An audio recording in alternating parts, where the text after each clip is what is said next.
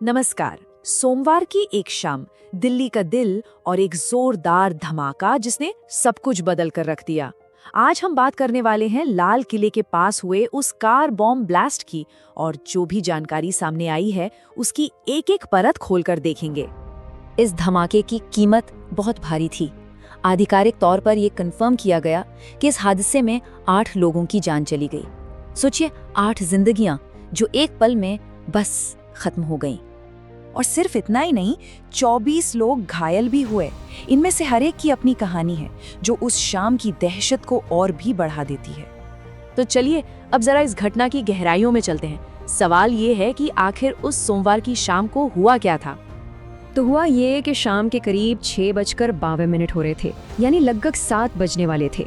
जगह थी Lal Qila metro station के पास, एक ऐसा इलाका जो हमेशा लोगों से खचाखच भरा रहता है। और वहीं एक हुंडई i20 कार में ये जबरदस्त धमाका हुआ। अब देखिए, ये कोई तेजी से भागती हुई गाड़ी नहीं थी। जो शुरुआती जानकारी मिली उसके मुताबिक कार बहुत धीरे चल रही थी, और जैसे ही लाल किले के पास एक ट्रैफिक सिग्नल पर रुकी, बस उसी वक्त उसमें ब्लास्ट हो गया। अब जरा उस मंजर की बात करते हैं जो इस धमाके के ठीक बाद वहां देखने को मिला। ब्लास्ट हो गया। अब जरा उस मंजर की बात करते हैं जो इस धमाके के ठीक बाद वहां देखने को मिला। वो मंजर सच में दिल दहला देने वाला था। चारों तरफ बस तबाही ही तबाही थी। क्षत विक्षत शरीर, जलती हुई गाड़ियां और लोगों में एक अजीब सी दहशत।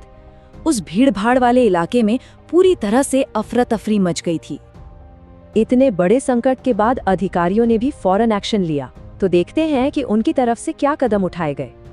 मौके पर जो सबसे पहले पहुंचे उनमें दिल्ली पुलिस कमिश्नर सतीश गोलचा भी थे। उन्होंने मीडिया को बताया कि भाई धमाका एक धीरे चल रही गाड़ी में हुआ, और इसका असर इतना ज्यादा था कि आसपास की गाड़ियां भी इसकी चपेट में आ गईं, पूरी तरह से डैमेज हो गई।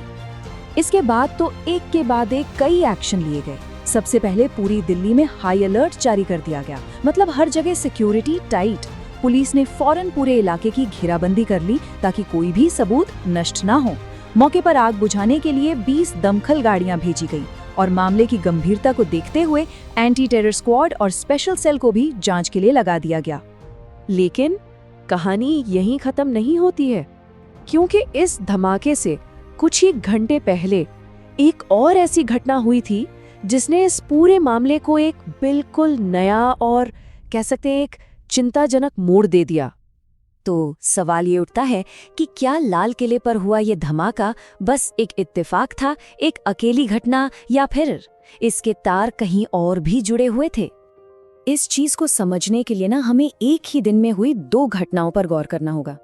पहली घटना शाम को दिल्ली में हुआ ये बम ब्लास्ट, और दूसरी घटना इससे ठीक कुछ घंटे पहले पास के ही फरीदाबाद, हरियाणा में भारी मात्रा में विस्फोटकों की बरामदगी।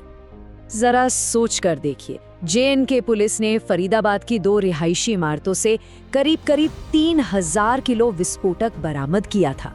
ये कोई छोटी मोटी खेप नहीं थी, और तो और इसमें 350 किलो अमोनियम नाइट्रेट भी था। अब ये अमोनियम नाइट्रेट इतना जरूरी क्यों है? देखिए, वैसे तो ये एक आम खाद है जो खेती में इस्तेमाल होती है, लेकिन इसे बड़ी आसानी से एक बहुत ही खतरनाक विस्फोटक में तब्दील किया जा सकता है।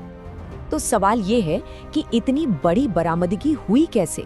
दरअसल ये पूरी कार्रवाई जम्मू कश्मीर के एक डॉक्टर आदिल रादर की गिरफ्तारी के बाद मिली इंटेलिजेंस यानी खुफिया जानकारी के आधार पर की गई थी। तो अब हमारे सामने एक बहुत बड़ा सवाल खड़ा होता है। एक ही दिन एक तरफ दिल्ली में कार बम धमाका, और दूसरी तरफ पास के ही शहर में इतनी बड़ी मात्रा में विस्फोटकों की बरामदगी, वो भी एक गिरफ्तार शख्स की निशानदेही पर। तो इन दोनों घटनाओं के बीच आखिर असली कनेक्शन क्या है? ये एक ऐसा सवाल है जो न सिर्फ जांच एजेंसियों को बल्कि हम सबको सोचने पर मजबूर कर देता है।